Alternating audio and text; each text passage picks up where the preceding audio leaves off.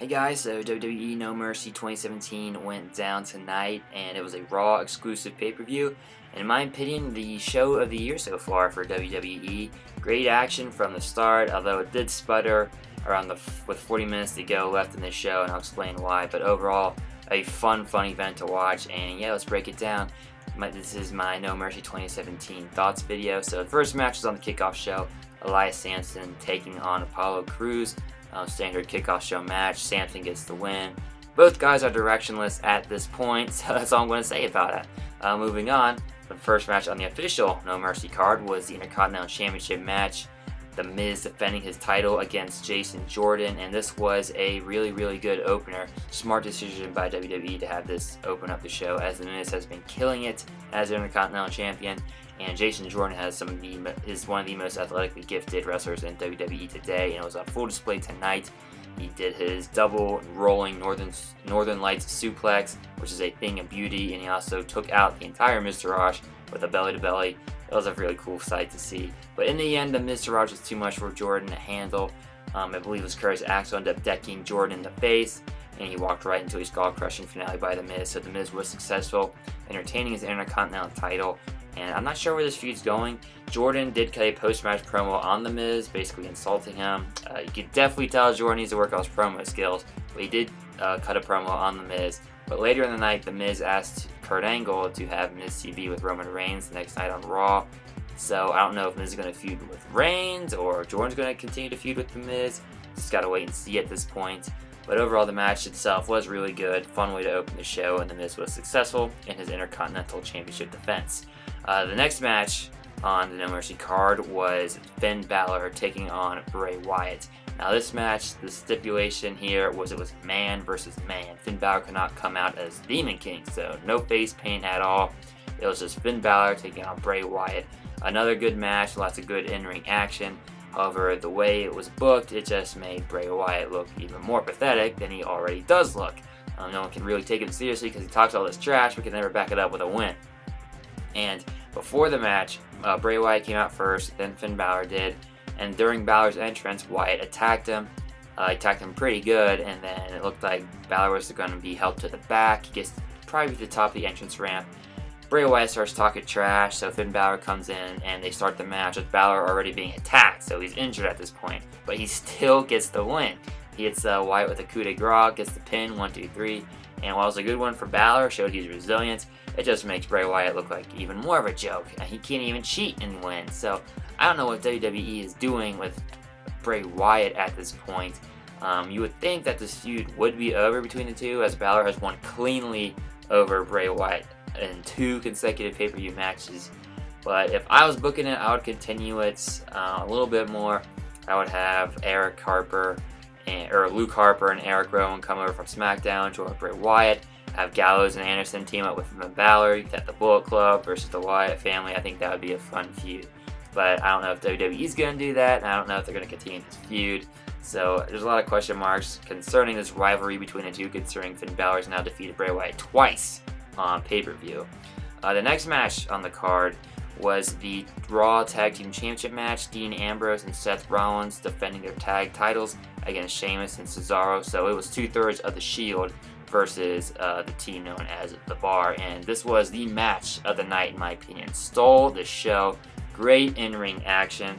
All 4 guys contributed different things, and it built a fantastic match. Very painful looking spot. So Ambrose catapulted Cesaro into the turnbuckle, but Cesaro, I guess he overestimated the jump or something, because he clipped his mouth. It looked like on that big metal LED ring post, and his 2 front teeth just popped out, gushing blood everywhere. It looked painful, and they showed a close-up of his face. You just see the blood, 2 missing teeth. Oh my gosh, it looked really painful. And there's another spot where Cesaro did his leg swing, the giant swing with Ambrose into the steel stairs. And there's a sick spot. This is probably the spot of the night. So it was reminiscent of the SummerSlam finish where Sheamus had Ambrose up for White Noise and Cesaro's on the top rope. Well, Rollins comes in. He tried to go for the Hurricane Rana. Cesaro counters it. Sheamus hits Ambrose with the White Noise. And then Cesaro powerbombs Rollins from the top rope onto Ambrose to the mat below. It was insane. Ambrose still kicked out. He also kicked out of a double Razor's Edge. And in the end, Ambrose was playing possum, went for a roll-up. Sheamus kicks out, tries to bro kick Rollins, ends up kicking Cesaro. Rollins hits Sheamus with the Rainmaker, or the Ripcord kick, or whatever WWE's calling it. And then Ambrose hits him with the Dirty D's, and that was it. 1, 2, 3. Ambrose and Rollins retain the tag team championships. It was a fantastic match of the night, in my opinion, stole the show. And yeah, great in-ring action between these two teams. And I don't know if this feud is going to continue. The tag team divisions look pretty bare at this point. As I said, I think Jeff Hardy might have just had shoulder surgery. I can't confirm that. And if Gallows and Anderson don't team up with Finn Balor, they could get thrown in the mix. That could be really interesting to watch. The Shield versus Bullet Club, or even throw the Bar in there as well and have a triple threat for the tag team championships later on down the road. But yes, Sheamus, Cesaro, Ambrose, and Rollins stole the show, and Ambrose and Rollins retained the titles. The next match was the Fatal 5-Way. Alexa Bliss defending her Raw Women's Championship against Emma, Nia Jax, Sasha Banks, and Bayley.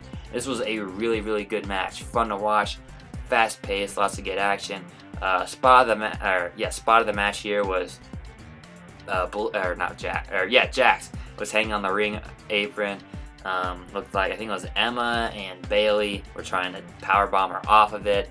So Banks and Bliss come over and double drop kick Jax to help them powerbomb her off the apron and onto the mat, or the floor below. And she landed on her neck. Sick landing, but a sweet spot. Awesome match. And in the end, I picked Emma to win this, and she did not win it, but she did have a good showing. But in the end, Alexa Bliss gets the win, successfully retains her title, and defeats 4 of the women in the Raw Women's division in one night. A fun match to watch.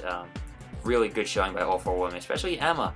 I don't know how you can book her as a joke anymore, because she had a very good showing in this match.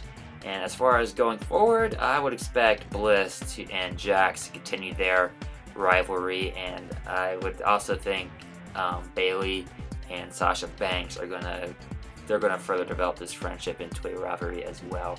The next match on the card was the Roman Reigns versus John Cena match. Another very good match. I thought this was going to seal the show for sure. A really good match, but not quite up there with the Tag Team Championship match. A lot of cool spots here. There's actually a Cena loses Riot sign, which is a rarity. I don't think that's ever happened before. But yeah, a lot of cool spots in this match. Cena did a double rolling AA, hit Reigns with an AA from the second rope. Reigns hit the Superman punch and the spear. And there's a spot where Cena's looking to hit an AA on Reigns through an announce table. But Reigns ended up countering it into a spear, and it looked like he landed on his head when the table broke. That looked very painful. And yeah, in the end though, Reigns hits a Superman punch spear combo to pin Cena and get the victory over WWE's top dog. So it looks like Cena's going to be taking some more time off, and Reigns gets another big win under his belt, the biggest win of his career, following that WrestleMania 33 victory over The Undertaker. And after the match, they show each other a little bit of respect. Reigns leaves the ring, and the Staples Center, I believe they're in the Staples Center tonight, gave Cena a standing ovation and a thank you Cena chant, which is nice to see.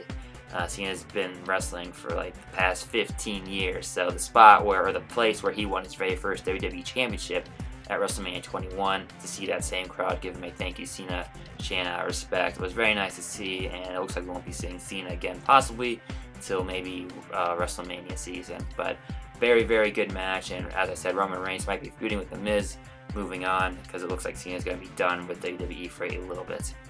After that, it was the Cruiserweight Championship match, Enzo versus Neville. And this is where the show really hit a wall. I mean, it was firing in all cylinders up to this point. And that's unfortunate, because there's only 2 matches left to go, and WWE could not complete a full show with great matches overall. So this was the first match where the show hit the wall.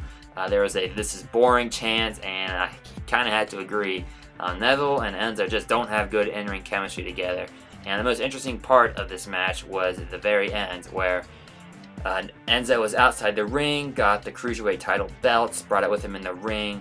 The referee ended up taking it out of his hands. When he went to hand it back to the timekeeper, he hits Neville with a low blow and pins him for the win. So Enzo Amore defeats Neville on pay-per-view to become the Cruiserweight Championship because of a low blow. Don't know if Enzo is going to be like an Eddie Guerrero type character with lying, cheating, stealing, if he's going to turn heel. I really don't get at this point, and I feel like Enzo really needs Cass, and Cass needs Enzo, and the fact that Enzo defeated the King of the Cruiserweights, Neville, just boggles my mind. So I'm still trying to get used to that, but you can guarantee the way the match finished, you're almost guaranteed there's going to be a rematch for the Cruiserweight title between Neville and Enzo later on down the line. The next match was the Universal Championship match, Braun Strowman versus Brock Lesnar. I thought this was going to be another show-stealing match. Did not happen. I was kind of underwhelmed with this match. Started out strong with Strowman owning Lesnar, but then Lesnar started to gain momentum. Eventually he started to beat up on Strowman, hits an F5, and wins. And that's it. Nobody going through tables, no big huge moves. It was just a standard Brock Lesnar match, and that's kind of disappointing because Strowman, the way he owned Brock Lesnar at SummerSlam, I thought this was going to be a colossal battle between two titans in WWE, and it just fell flat to me. Very underwhelming, very short, and Brock Lesnar is still the WWE Universal Championship. So despite the last two matches kind of falling flat, the rest of the show was a great show overall. The Tag Team Championship match was the match of the night, stole the show. Definitely the match you want to check out. And overall, No Mercy 2017, show of the year so far. Hopefully WWE can hit that show where every match is great. But yeah, up until the Cruiserweight Championship match, that was the case. So as I said, give No Mercy 2017 a look.